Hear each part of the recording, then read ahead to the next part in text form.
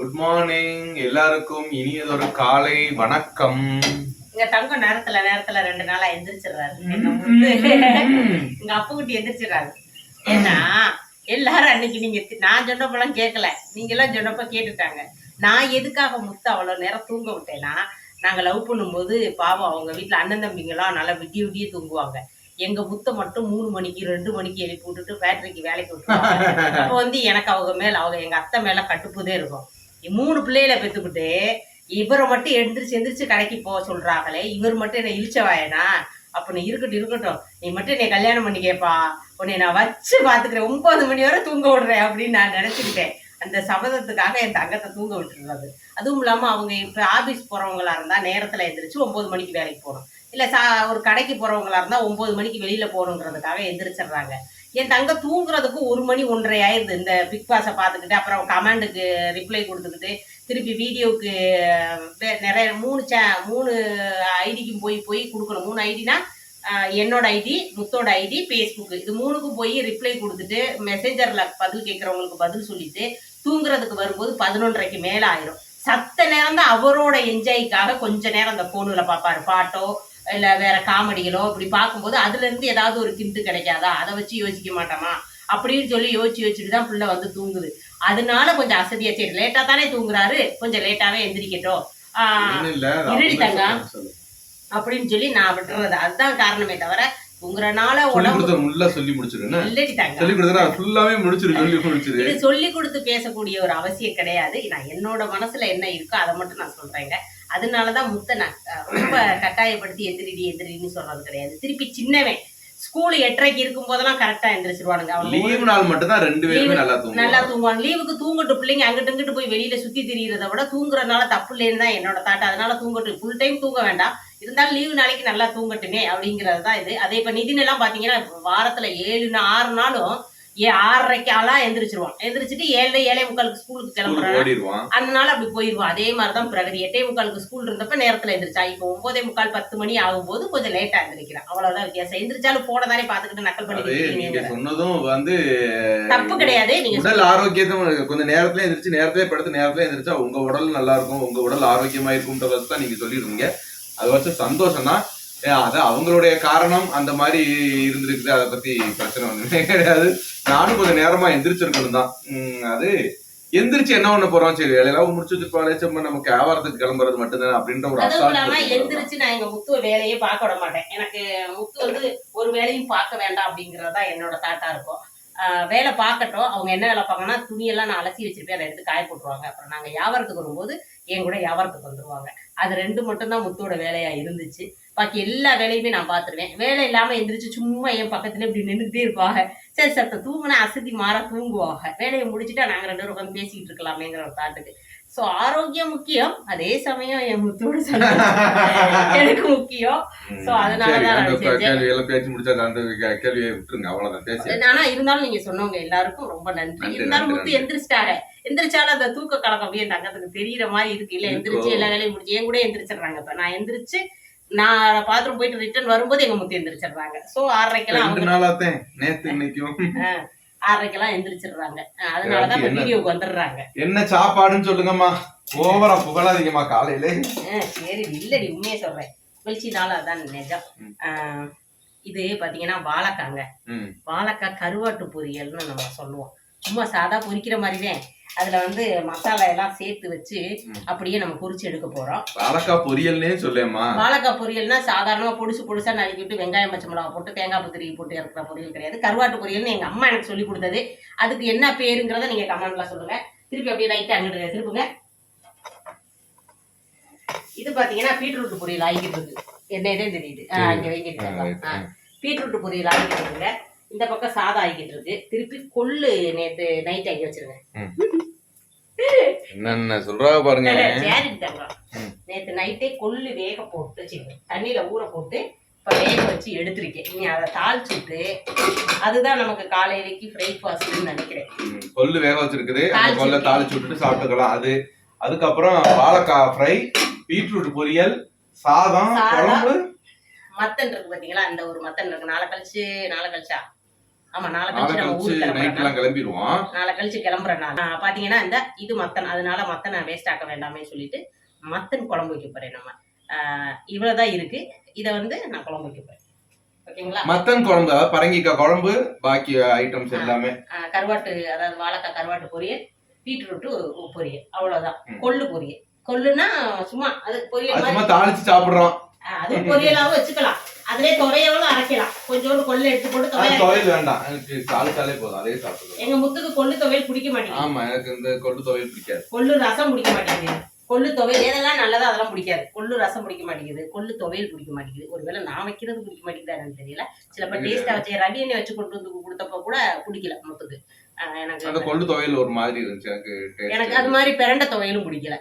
பிரண்ட துவையை நாங்க எங்க லைஃப்லயே ஃபர்ஸ்ட் டைம் சாப்பிட்டது சேகர் வீடு வந்தப்பதான் சாப்பிட்டோம். அந்த அன்னைக்குமே நான் வைக்க கிடையாது, சேகரோட ஒய்ஃப் தான் வச்சுச்சு. இருந்தாலுமே அன்னைக்கு பிரண்ட குழம்பு கூட கொஞ்சம் புளிப்பா நல்லா இருந்துச்சு. ஆனா பிரண்ட துவையல் வந்து எனக்கு ஏதோ செட் ஆகல. எனக்கு மொத்தம் செட் ஆகலங்க. நாக்கு அரின்னு அரிச்சு தள்ளிடுச்சு. நான் மத்தன் குழம்புக்கு அரைப்பு ரெடி பண்ண போறேங்க. தேங்காய் போட்டிருக்கேன், 1 ஸ்பூன் ஜீரகம் போட்டிருக்கேன், கொஞ்சோண்டு மஞ்சள் பொடி போடுறேன், ஒரு ஸ்பூன் மஞ்சள் பொடி போடுறேன்னு வச்சுக்கோங்க. இதை நல்லா பேஸ்ட்டா அரைச்சி எடுத்து வச்சுக்கோங்க. இது பார்த்தீங்கன்னா வாழைக்காய் கருவாட்டு பொரியலுக்கு நம்ம என்ன பண்றோம்னா, வாழைக்காயை இந்த இப்படி நறுக்கி வச்சுக்கோங்க. எப்படியோ நறுக்கி வச்சுக்கோங்க. எப்படியோ நறுக்கி வச்சுக்கோங்க. உங்களுக்கு சைஸ் எப்படி தேவையோ அதை வந்து நல்லா கொதிக்கிற தண்ணியில போட்டு ஒரு கொதி வந்ததும் தண்ணியை வடிகட்டி வச்சிருங்க. இந்த பக்கம் வாங்க. அப்பா கவனம் சொல்லு. தண்ணியை வடிகட்டி வச்சிருங்க. வடிகட்டினதுக்கு அப்புறம் அதுல கொஞ்சோண்டு நம்ம சிக்கன் 65 போடுறதுக்காக பொடி வச்சிருப்போம் பாத்தீங்களா? சிக்கன் வறுக்கிறதுக்கு வச்சிருக்க பொடி போட்டாச்சு. அந்த பொடி தேவைக்கு தக்கன கொஞ்சமா உப்பு. ஏன்னா நம்ம வேக கொதிக்க வைக்கலே ஒரு லைட்டா உப்பு போட்டு தான் கொதிக்க வச்சிருப்போம். அதனால லைட் உப்பு, பாகத்துக்கு தக்கன உப்பு போட்டுக்கோங்க. உப்பு, அந்த பொடி, அவ்வளவுதான். கொஞ்சோண்டு தேங்காய் எண்ணெய் ஊற்றி இப்படி பெரட்டி கொஞ்ச நேரம், ஒரு 1/4 மணி நேரம் அப்படி வச்சிருவோங்க. நல்லா பிடிக்கட்டும். கருவேப்பிலை இதில் போட்டுக்குவோம். ஓகேங்களா? மீன் வறுக்கிறதுக்கு செய்யற மாதிரி செஞ்சு வச்சிடணும். ஆமா, அல்ல விண்ணே. ரைட்டு.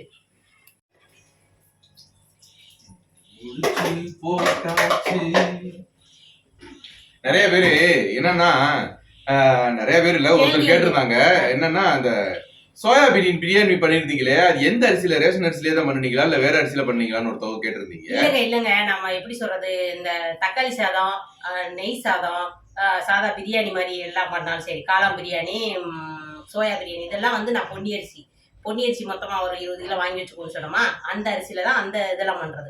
ஆக்கி டெய்லி சமைக்கிறது. சோறுன்னு சாதா சோறுன்னு வடிச்சுட்டா நம்ம ரேஷன் அரிசியும், ரேஷன் அரிசி இல்லாத பட்சத்துக்கு இந்த அரிசி வைப்பேன். 2 அரிசியுமே கலப்புல வைப்பேங்க. ஆமா, இதான் வைக்கணும்னு இல்ல. இது இல்லைன்னா அது டக்குன்னு சில நேரம் நம்ம கொஞ்சம் சீக்கிரம் வச்சு முடிச்சுட்டு எங்கேயோ கிளம்பணுமோ, இல்ல வந்ததோட நேரம் இல்ல அப்ப வைக்கணும் அப்படின்னா குக்கர்ல வைக்கிற மாதிரி இருந்துச்சுன்னா பொன்னி அரிசி தான்.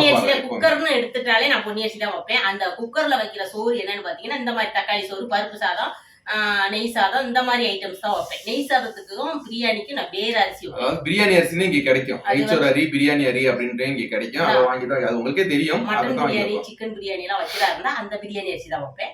பாக்கி தக்காளி சாதம், பருப்பு சாதம், அந்த மாதிரி சாதங்கள் வைக்கிறாருன்னா அந்த பொன்னி அரிசி வச்சிருக்கேங்க. ஓகேங்களா? இப்ப நான் அந்த கொள்ளு தாளிக்க போறாங்க. கொஞ்சோண்டு தேங்காய் எண்ணெய் ஊத்திருக்கேன், அது காஞ்சிருச்சு. இப்ப கடுகு பருப்பு போட்டு, வரமிளகா போட்டு, கருவேப்பிலை போட்டு, ஒரே ஒரு வெங்காயத்தை கட் பண்ணி டக்கு அங்கிட்டு பொரிச்சு விட்டு மட்டும்தான் தாளிக்கிற மாதிரி. தாளிக்கிறது எல்லாரும் ஒரே மாதிரிதான் தாளிப்பாங்க போங்க. இல்ல, நான் செய்யறது உங்களுக்கு தெளிவா சொன்னேன், அதே வேகமா சொன்னேன். டைம் வேஸ்ட் ஆக்க வேண்டாமே. சரிமா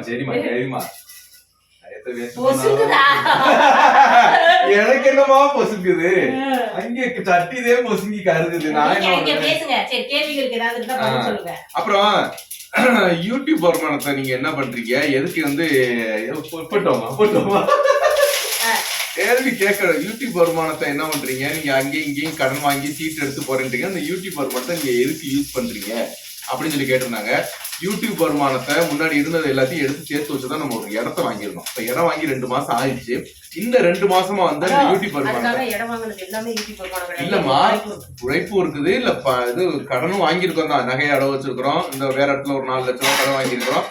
இப்ப இந்த 20 லட்சம்ன்றது ஒரு 14 லட்சமா குறைஞ்சு, ஒரு எப்படி 15 லட்சமா குறைஞ்சு, பாக்கி ஆகிட்டு வீட்டு செலவுகள் இதெல்லாம் இருக்காது. யூடியூப் காசு வந்து நம்ம கையில வாங்குறதே கிடையாது, வீட்டுக்கு வர்றது கிடையாது. அப்படியே நேரடியா அந்த கடன் யாருக்கு வாங்கியிருக்கோம், அந்த நகை அடவு வச்சிருக்கோம் பார்த்தீங்களா, அவங்களுக்கு இந்த மாதிரி கடன் வாங்கினவங்களுக்கு வட்டி காசு அந்த மாதிரி நம்ம கொடுத்துறோம். வீட்டுக்காக செலவுக்கு நாங்க எடுக்கிறதே கிடையாது. வியாபாரத்துக்கு போயிட்டு தான் நாங்க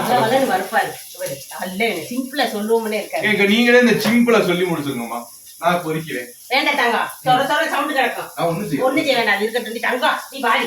ஏமா நான் தொடவே இல்லம்மா, நீ பேசுமா. இப்ப யூடியூப் வருமானத்தை நாங்க என்ன பண்ணுவோம்னா, மாசம் மாசம் வருதா அந்த காசுல இருந்து 50 பைசா நாங்க எடுக்க மாட்டோம். அதுல இருந்து எடுக்காம அது 50 ரூபா இருந்தாலும் சரி, 80 ரூபா இருந்தாலும் சரி, 30 ரூபா இருந்தாலும் சரி, எவ்வளவு வருதோ அது அப்படியே இப்ப ஒருத்தவங்களுக்கு 100 ரூபா கடன் கொடுக்க வேண்டியிருக்கா, பாக்கி நாங்க உழைச்ச காசுல பேலன்ஸ்னு ஒண்ணு இருக்கும். அது நாங்க உழைச்ச காசுல சீட்டும் எங்க வீட்டு செலவும் எங்க எக்ஸ்ட்ரா அங்கிட்டு சுற்றுற செலவு, படத்துக்கு போறது, ஹோட்டல்ல ஃபுட்டு வைக்கிறது. மாசத்துல ஒண்ணுதான் என்னோட அலவுட்டு. அதுக்கு மேல ஹோட்டல்ல சாப்பிட விட மாட்டேன் தம்பிங்களா. ஒரு நாள் மாசத்துல ஒரு நாள் வேணும்னா வீட்டுக்கு பார்சல் வாங்கி சாப்பிட்டுக்கோங்க, இல்ல நீங்க 2 பேரும் போய் சாப்பிடுவாங்கன்னு தம்பிகளை தான் அனுப்பியிருக்கேன் தவிர அப்ப கூட நாங்க போக மாட்டோம். தம்பிகளோட கட்டாயத்துக்காக நாங்க போக மாட்டோம். அது இப்படி போய் அதுவெல்லாம் எங்க உழைப்புங்க. பாக்கி யூடியூப் வருமானம் அப்படி இப்படி அப்படியே கடை கட்டிக்கிட்டு கடை கட்டி இன்னும் 14 லட்சம் ரூபா இருக்கு. 15 இருக்கு. சாரி 15 இருக்கு. 1480 இருக்கு. 15 இருக்கு. இப்ப நாங்க இதுக்கு போறது பாத்தீங்கன்னா சீட்டு சேர்த்த காசுல தான் நாங்க போறோம். அதனால அது கடன் கிடையாது. ஏற்கனவே சேர்த்த காசை எடுத்துக்கிட்டு கடனுக்கு இது சுத்த போறோம். இனி நாங்க இந்த 14 லட்சம் கடன் கட்டுற வரைக்கும் தான் அந்த யூடியூப் வருமானம். சோ யூடியூப் வருமானத்துக்கும் எங்களுக்கு வீடியோ போடுறோம், வருமானம் வந்து கடன் கட்டுறோம். அவ்வளவுதான். மலேசியா போயிட்டு வந்துட்டு வியாபாரம் பார்த்து உழைச்சு சாப்பிடணும், அவ்வளவுதான் வித்தியாசம். இது ஒரு ஓர்ஸ் படுத்தி வச்சுட்டு போயிடணும். ஏன்னா அப்புறம் சேச்சி வந்து இருந்தாலும் வச்சுக்க, அப்புறம் அவங்களுக்கு ஒரு இல்ல அவங்களுக்குலாம் தெரியும். என் வீட்டுல சேச்சி இருக்கிறது, சேச்சிக்கு வந்து இங்க இருந்தாலும் சமையல்லாம் இங்க சாப்பிடுவாங்க, தங்குறது இங்க தங்கிக்குவாங்க. ஏன்னா முத்தும் அவங்க இளைய பொண்ணும் மூத்த பொண்ணும் இங்க இருக்கிறாங்க. அப்ப சேச்சி வீட்டுக்காரு இளைய சவுண்ட் மெதுவா அவங்க 2 பேரும் இங்க இருக்கிறனால யாரோ 2 பேர் இங்க எனக்குள்ள நீங்க போயிட்டு வர வரைக்கும் நாங்க இங்க இருந்துக்கிறோம் அப்படின்னு சொல்லி சொன்னாங்க. சரி யாரு வேணாலும் இருந்துக்கங்கன்னு சொல்லியாச்சு. அவங்க வந்து இருந்துக்கிறட்டும். அடுத்து வாழைக்காய் பொரி இல்ல ஆகல. ஆகலையா? கொள்ளு அடுத்த கேள்விக்கு பதில் சொல்லுங்க. அடுத்த கேள்விக்கு பதில் சொல்லிடவா? எங்க அம்மாவை ஏன் மலேசியாவுக்கு நீங்க கூட்டிட்டு போகல அப்படின்னு சொல்லி நம்ம சொல்லிட்டோம். பாஸ்போர்ட் கிடையாது. பாஸ்போர்ட் 4 நாள் 5 நாள்லயே தக்கல்ல வந்துரும், கூட்டிட்டு போயிருக்கலாமே அப்படின்னு நீங்க சொல்லியிருந்தீங்க. இல்ல அவங்களுக்கு வந்து இப்பதான் கண் ஆபரேஷன் முடிச்சுட்டு வந்தாங்களா, அதனால கொஞ்சம் ரெஸ்ட் எடுத்துட்டு இருக்காங்க. எனக்கு அந்த வருத்தம் இருந்துச்சு. கண்டிப்பா நான் அடுத்த ட்ரிப் போகும்போது நான் கூட்டிட்டு போறேன் மாதிரி நான் சொல்லிட்டேன். நான் அதுவும் இல்லாம நாங்களே ஃபர்ஸ்ட் டைம் போறோம். அதுதாங்க மெயின். எங்களுக்கே எது எங்க எப்படி என்ன ஏதுன்னு ஒண்ணுமே தெரியாது. ஃபர்ஸ்ட் டைம் ஏர்போர்ட்டுக்குள்ள போறதே நாங்க முதல் தடவையா தான் போறோமா, அதனால சரி போய் நம்ம பாத்துக்கிட்டு அடுத்த ட்ரிப் போகும்போது கண்டிப்பா நம்ம கூட்டிட்டு போவோம் அப்படின்னு நம்ம சொல்லியிருந்தோம். சரி ரொம்ப நாளைக்கு அப்புறம் நம்ம ஜெயக்குமார் அவர்கள் அப்படின்னு ஒரு கேள்வி கேட்டாங்கன்னா, நீங்க 2 பேருமே லவ் பண்ணி கல்யாணம் பண்ணும்போது உங்களை பார்த்து எந்த காரியத்துக்காக சொந்தக்காரங்க முதல்ல வெறுத்தாங்க, அதுக்கு பிறகு எதுக்காக பொறாமப்பட்டாங்க? இந்த கேள்விக்கு எனக்கு பதில் சொல்லி ஆகுனாங்க. அதை 24 பேர் லைக் பண்ணிருக்கீங்க. எஸ் அக்கா நானும் அதை தான் நினைத்தேன்னு 2-3 பேர் கேட்டிருக்கீங்க. இதுக்கு எனக்கு பதில் என்னன்னா, நாங்க லவ் பண்ணும்போது ஒண்ணு நிறைய பேரு என்கிட்ட ஒண்ணு சொன்ன காரணம், சாந்தா கிட்ட ஒண்ணு சொன்ன காரணம் என்ன அப்படின்னு கேட்டாக்க, என்கிட்ட சொன்னது அந்த பொண்ணு வந்து உடல் நிலை சரியில்லாத பொண்ணு. அதாவது என்னன்னா இந்த மாதிரி பிசி என்னமா கொண்டதாமா இங்க தெரியுது, என் முகமே தெரியல. அப்போ கருப்பா இருக்காங்க. இன்னொன்னு அவங்க பிசிஓடி பிரச்சனை இருக்கு, குழந்தை இருக்காது, இந்த மாதிரி ஒண்ணு சொல்லியிருந்தாங்க. என்னை பத்தி அவங்க கிட்ட சொன்னது என்னன்னா, அவங்க அம்மா பைத்தியம், எப்ப வேணாலும் விட்டுட்டு ஓடி போயிருவான் அப்படி இப்படின்னு அவங்க கிட்ட சொல்லி சொந்தக்காரங்க வச்சுக்கோங்களேன். சிலப்போ எங்க முத்தோட ஃப்ரெண்டுகளா கூட இருக்கலாம். அவங்க என்ன பண்ணுவாங்கன்னா, எங்க முத்துக்கிட்ட ஏன்டா அந்த பிள்ளைலாம் கல்யாணம் பண்ணிட்டு நீ உன் லைஃப் போயிடும், நாளைக்கு ஒரு 10 ரூபா காசு வேணும்னாலும் கூட உங்க அம்மா அப்பாட்ட தான் வந்து நீ கெஞ்சுற மாதிரி ஃபீல் ஆகும்னு சொல்லுவாங்க.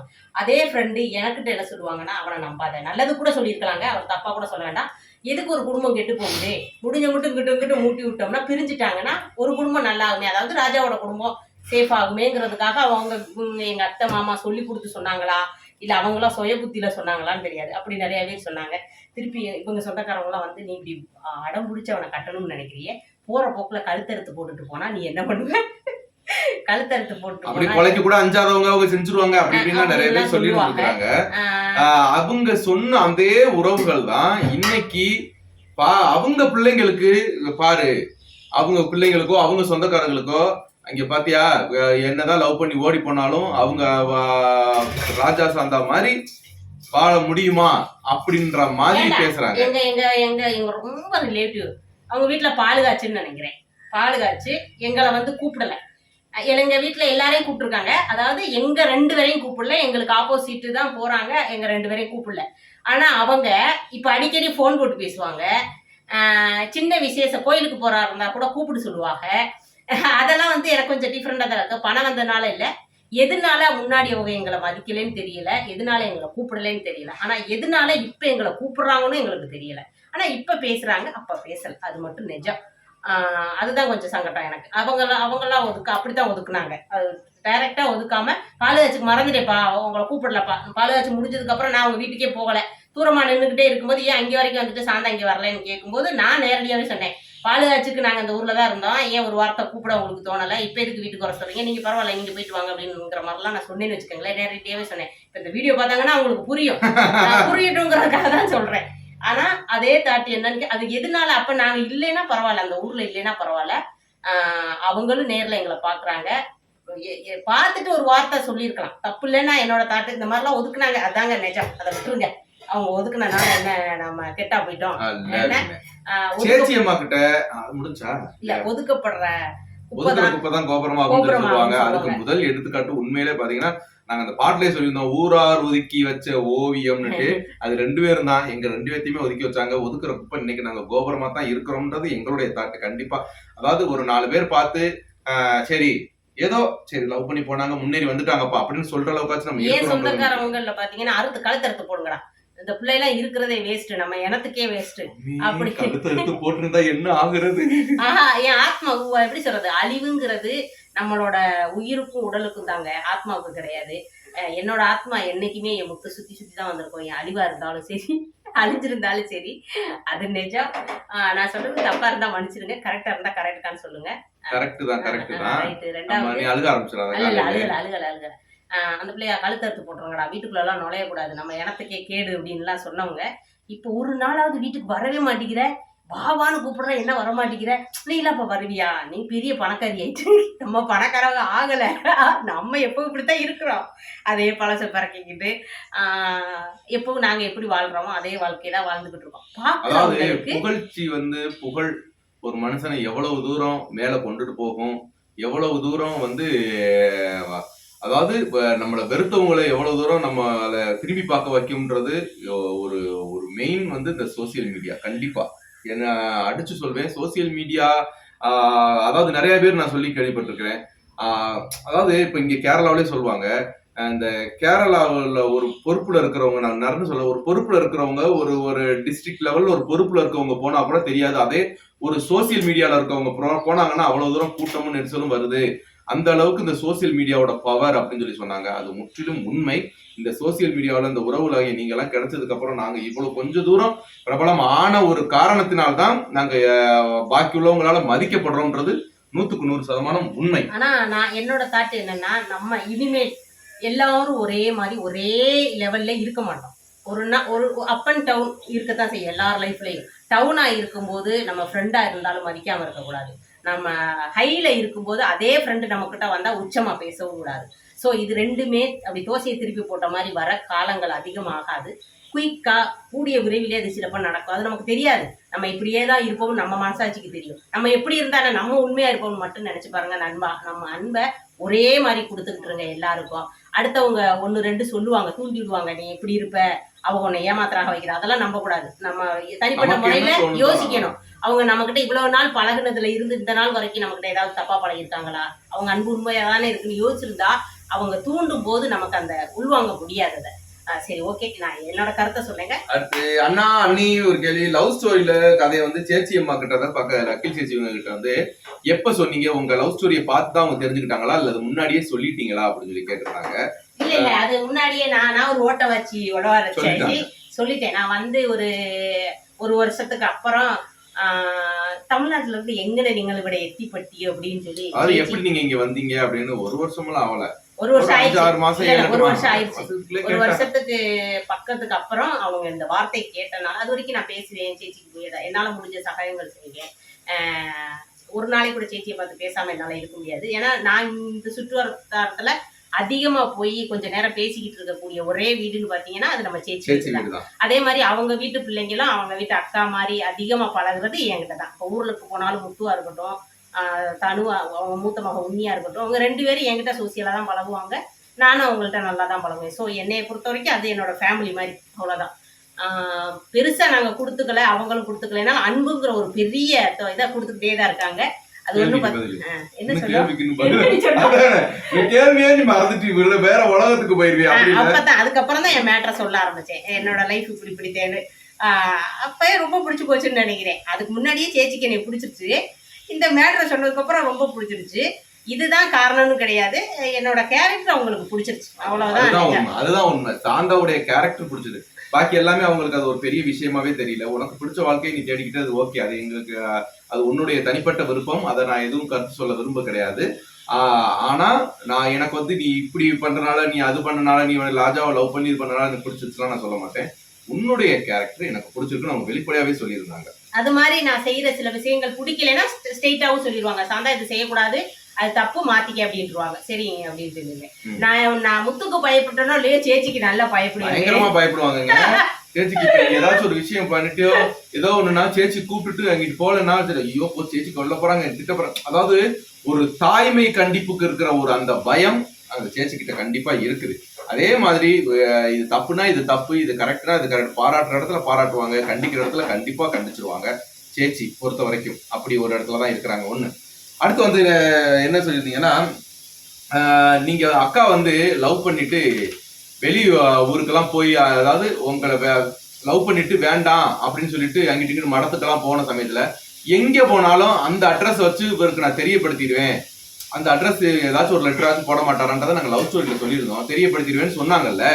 அப்பெல்லாம் உங்க வீட்டுக்கு வரும்போது அது உங்க அம்மா அப்பாவும் பார்க்க மாட்டாங்களா, அந்த லெட்டரை பார்த்து பிரச்சனை எதுவும் ஆகலையா அப்படின்னு சொல்லிட்டு கேட்டாங்க. அதாவது எங்க முத்து வீட்டுக்கு நான் ஒரு நாள் லெட்டர் போட்டதில்ல, எங்க செட்ல வேலை பார்க்கிற ஒரு அக்காவுக்கு போட்டா கூட டவுட் வந்துருமேன்ட்டு அமராவதி, கருப்பாயி, அப்போ மயிலக்கா, நாகு, இந்த மாதிரி பார்வதி 10-15 பேர் இருக்காங்க. அந்த 10-15 பேருக்குமே நான் மாத்தி மாத்தி போடுவேன். ஆனா அட்ரஸ் ஒன்னா தான் இருக்கும்.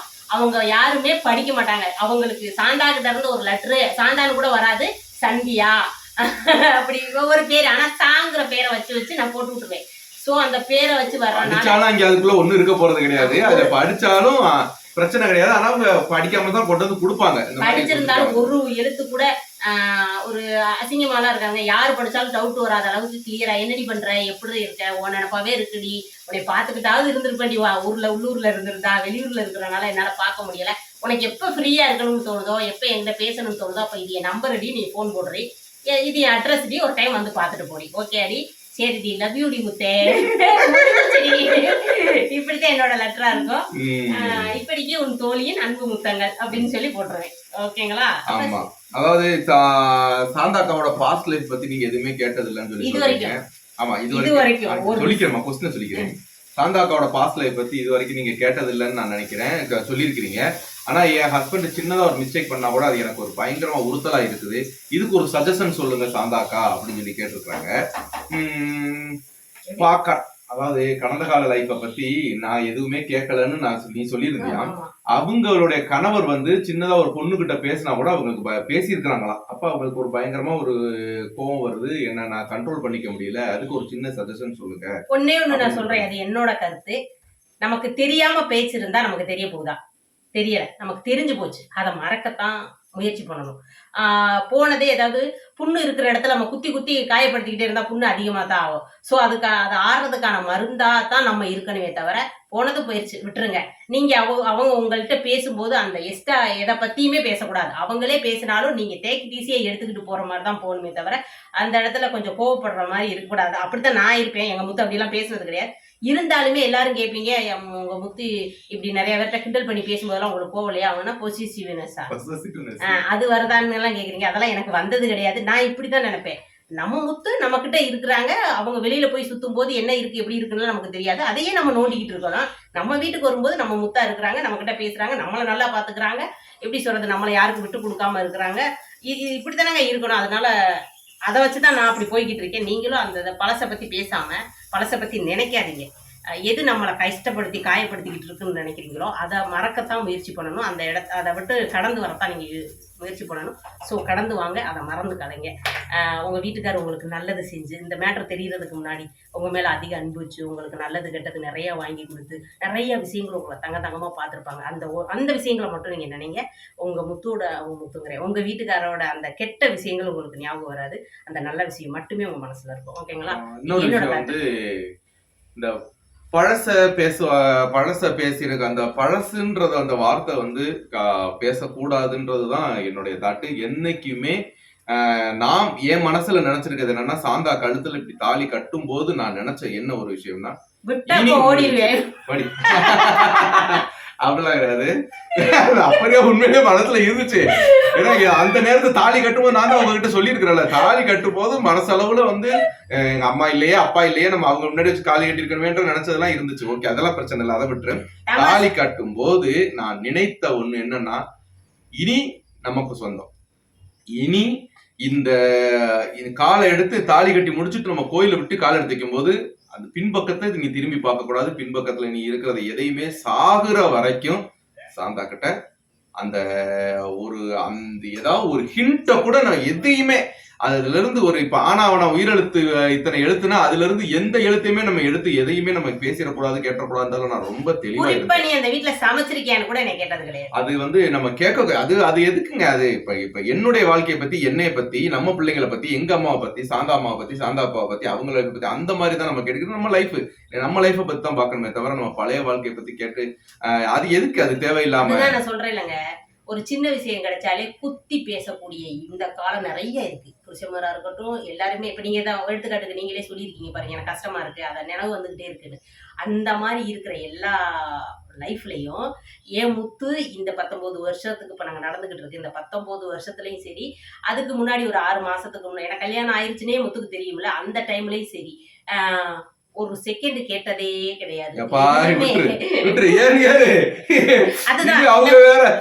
புருஷனை புகழ்றதுக்கு வீடியோ ஆன் பண்ணி வச்சுட்டு புகழ்றியாமான்ற போறாங்க. நிஜம். எந்த புருஷன் அப்படி இருக்கிறாங்க? ஒரு நீ சோத்துல உப்பு போட்டு சமைச்சவ தானடின்னு சொல்றவங்க இருக்காங்க. நீ உங்க அம்மாவுக்கு அள்ளி கொடுக்குறவ தானேன்னு சொல்றவங்க இருக்கிறாங்க. நீ எனக்கு செய்வியா அவங்க ஆத்தாவுக்கு தான் அள்ளி கொடுப்பேன்னு சொல்லுவாங்களா இல்லையா? அந்த மாதிரி கூட என் முத்து சொன்னது கிடையாது. அதுதான் நிஜம். கிண்டல் கேலி வந்து வீடியோ ஆன் பண்ணிட்டு கிண்டல் கேலி பண்றது வந்து அது எல்லார் வீட்லயும் அது நீங்க சிரிக்கணும்ன்றதுக்காக. உண்மையில அது கிண்டல் கேலின்றது சாதாரணமா எங்க வீட்டுல நடக்கிறது தான். எங்க வீட்டுல நடக்கும். அதை வந்து உங்களுக்கு நாங்க எடிட் பண்ணாம போடுறதுக்கு காரணம் என்ன? அது கிண்டல் கேலி. அதை வந்து எங்கள் 2 பேருக்கும் மனசு ஒரு நாளும் வருந்துனது கிடையாது, கஷ்டப்பட்டது கிடையாது. நான் அவரை நல்லா ஓட்டுவேன், அவர் என்னைய அவர் ஓட்டுவார். நான் கூட ஒரு தவணை சொல்லியிருக்கேன், நீங்க சம்பாதிக்கிறதெல்லாம் உங்க வீட்டுக்கு கொடுத்துட்டு மொட்டையா தான் இருக்க போறா, நீங்க உங்களுக்கு அவங்க தானே முக்கியம்னு கூட நான் சொல்லியிருக்கேன். நான் என் தங்க சொன்னதே கிடையாது, சொல்லவும் மாட்டாரு. அப்படியே சொல்லி நீ இப்படியே சொல்லி நீ சமாளித்துல அது முடிஞ்சா அடுத்த வேலையை பார்ப்போம். சரி, கேள்விகளுக்கு எல்லாத்துக்கும் பதில் புரிஞ்சாக்கிறியா? முடிஞ்ச விட்டு பதில் சொல்லிட்டா சரி, இனி சமையலுக்கு போயிடுவோம். வீட்டு முடிஞ்சிருச்சுங்க. வாழைக்காய் பொரிக்கிறது கேமரா அந்த பக்கம் திருப்பி பார்ப்போம். கொள்ளு பொரியலும் முடிஞ்சிருச்சுங்க. சாதம் வடிச்சாச்சுங்க. உங்களோட பேசிக்கிட்டு இந்த மத்தனும் கறி வைக்க போறோம், வாழைக்காய் பொரிக்க போறோம். அதோட பினிஷிங். வாங்க அரைக்க போறியா? ஆமா. என்ன அரைக்க போற? நம்ம தேங்காய் ஜீரகம் மஞ்சள் பொடி போட்டு அரைச்சோமா, நைஸ் அரைக்கணும்னு சொன்னேன். அதை அரைச்சுக்கிறேங்க. இந்த பக்கம் பாத்தீங்கன்னா எண்ணெயை காய வச்சுட்டு இந்த பிரட்டி வச்ச வாழைக்காயை தூக்கி அதுல போட்டிருக்கேங்க. வறுத்துக்கிட்டு இருக்கேன். ரைட். கரண்ட் போயிட்டு வேற வந்துச்சு. கரண்ட் போறதுக்குள்ள அரைச்சிட்டு பேசுவோம். ஓகே. எப்படி கொள்ளு வச்சுட்டு தரவான்னு கொள்ளு என்னை கொன்று என்ன ஒரு ஸ்பீடு ஸ்கூல்ல எதுக்கு இவ்வளவு திறக்க அரக்க பறக்க விளையாண்டுக்கிட்டு இருக்கிற? இல்ல இன்னைக்கு எப்படி சொல்றது, ஐப்ரோ எடுக்க போணுங்க. அல்ல பின்னவே சும்மா இல்ல நீனுக்கிட்டு ஓட்ட ஓடிக்கிட்டு இருக்கிறது. வளர்ந்துருச்சுன்றாங்க. இன்னும் எங்க முத்து சொல்லல, ஏன்னா வேலை கரெக்டா இருக்கிறதுனால முத்து சொல்லல. ஐப்ரோ எடுக்க போனோம். கை பார்த்து அதெல்லாம் ஒண்ணும் ஆகாது, சர்வீஸா போச்சுல. சரி, ரைட். அப்ப ஐப்ரோ எடுக்க போறதுக்காகத்தான் இந்த ஸ்பீடா. நமக்கு காஃபி வந்துருச்சு. இந்த காஃபி கூட பாவம் செல்லப்புல குடிக்கலன்னு. நான் காஃபி வந்து விரும்ப மாட்டேன் அவ்வளவா, அதனால பிரச்சனை கிடையாது நமக்கு. இப்ப இது எல்லாத்தையும் புதுசா கட் பண்ணி இது காரத்துக்கு தக்கன மிளகாப்பொடி சேர்க்காதனால இந்த இப்ப இங்க பச்சை மிளகா பாருங்க சன்ன நீளத்துக்கா இருக்குது. தமிழ்நாட்டுலயுமே அப்படித்தான் இருக்குது. இந்த மாதிரி பச்சை மிளகை ஒரு 7 மிளகு போட போறேன். அப்பதான் எப்படி காரம் நாங்க சாப்பிட்டுட்டு வீட்டுல இருக்கணுமா இல்ல பாத்ரூம்குள்ள இருக்கணுமா தெரியாம தான் கேக்குறேன். பார்க்கத்தே நீளமா இருக்கு, காரம் இல்ல. பாரா இப்போ இந்த காயை கழுவி போட்டு நறுக்கி போட்டிருக்கேங்க. அது கூட 6 பச்சை மிளகாய் நறுக்கி போட்டிருக்கேன். ஒரு பெரிய வெங்காயத்தோட பகுதியை நறுக்கி போட்டிருக்கேன். தேவைக்கு தக்கன உப்பு போட்டிருக்கேன். இதை நம்ம விசில் விட்டு இறக்கிக்குவோம். ஒரு 2 விசில் நல்லா மசிய வேக வச்சு இறக்கிக்குவோம். அது வேகட்டும். அது வர விடுறதுக்கு தக்கன அந்த பகுதி பெரிய வெங்காயத்தில் பகுதி என்ன பண்ணியிருக்கேன், சின்னதாக நறுக்கி வச்சுருக்கேன். ஒரு 4 வெள்ளைப்பூடு சின்னதாக நறுக்கி வச்சுருக்கேன். கருவேப்பிலை எடுத்து வச்சுருக்கேன். இன்னி 2 வரமிளகா கிள்ளி வச்சுக்க போகிறேன் தாளிக்கும் போது. நம்ம கருவாட்டு பொரியலை பார்த்துருவோமா? பார்த்தீங்கன்னாலே தெரியும் உங்களுக்கு, நல்லா மொறுமொறுன்னு இருக்கும். கடிச்சா நல்லா மொறுமொறுன்னு தான் இருக்கும். மொறுமொறுக்குறது இப்படி பிச்சுட்ட அதான் இதை காமிக்கிறேன். டேஸ்டாகவும் இருக்கும். பிள்ளைங்க வேகமாக சாப்பிடுங்க, ட்ரை பண்ணி பாருங்க. ஓகே ஓகே ஓகேங்களா? என்னதுமா அது? கொள்ளு. கொள்ளு ரெடி ஆயிடுச்சா? சரி ஓகே, கொள்ளு ரெடி ஆயிடுச்சு. அது என்ன பின்னாடி சவுண்டு? அது இதுல கூழு. கூழுக்குன்றதுக்கு கொள்ளை தின்னுட்டு இந்த கூழ் ஆளுக்கு 1 கிளாஸ் குடிப்போம். கேப்ப கூழ். நாளைக்கு பிரேக்ஃபாஸ்ட் வயிறு ஃபுல் ஆயிரும். Right right right right. இது வந்து தம்பிக்கு பண்ணா, தம்பிக்குங்கிறேன் மத்தன இப்ப வேக வச்சனா பூசணிக்காவா, பூசணிக்காய் வேக வச்சனா அது வெந்ததும் தாளிக்கிறது. இப்போ நம்ம கிட்ட சாப்பிடுவோம் வாங்க, எல்லாரும் கொண்டு சாப்பிடுவோம். காலை டிஃபன் எங்கள் வீட்டில் கொள்ளும் கேட்க போடுவோம். 2 சூடு உடம்ப குறைக்கிறதுக்கு சாப்பிட்டு விடுவோம். என்ன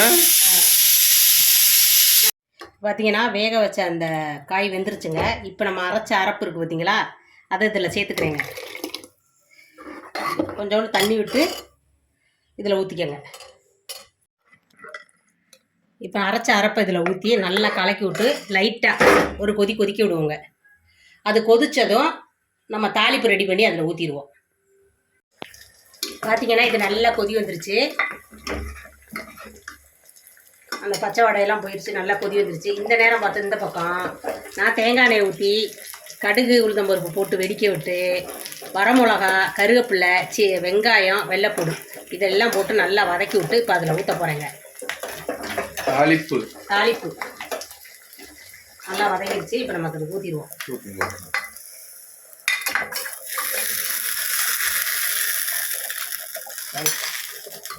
இது ரொம்ப நேரம் கொதிக்க விட வேண்டாம், கொஞ்சம் நேரம் இருந்ததும் இனி வேற ஒரு பாத்திரத்தில் மாற்றிக்கலாம்.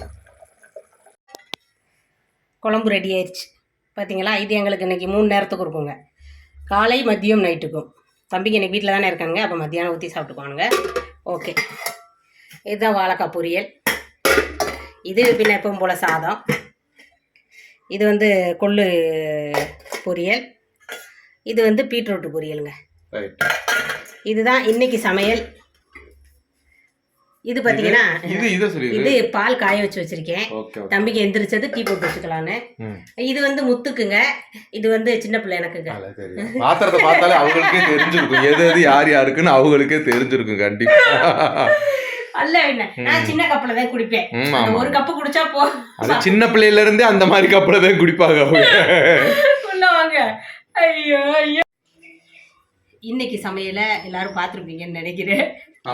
இன்னைக்கு சமையல மட்டுமாக்கா பார்க்கலாம், டெய்லி உங்க வீட்டு சமையல பார்த்துக்கிட்டு தானக்கா இருக்கோம். அப்படி இல்லை, அன்னைக்கு உள்ளது அன்னைக்கு போடுறேன். நீங்க நிறைய பேர் கேட்டனால நான் இதையே போட்டுக்கிட்டேங்க.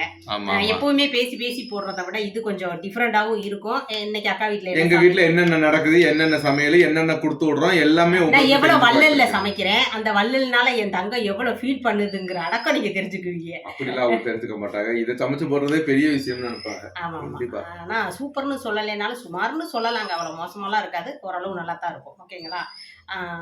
சரி ஓகே, நாங்கள் பேசுனதையும் பார்த்துருப்பீங்க, கேள்விகளுக்கு பதில் சொன்னதையும் பார்த்துருப்பீங்க, சமைச்சதையும் பார்த்துருப்பீங்க, எங்கள் அரட்டையும் பார்த்துருப்பீங்க. நாளைக்கு என்ன எப்படி என்னங்கிறத நாளைக்கு வீடியோவில் பார்க்கலாம். ஓகேங்க, பாருங்க, பார்த்து பத்திரமா இருங்க. பாய்.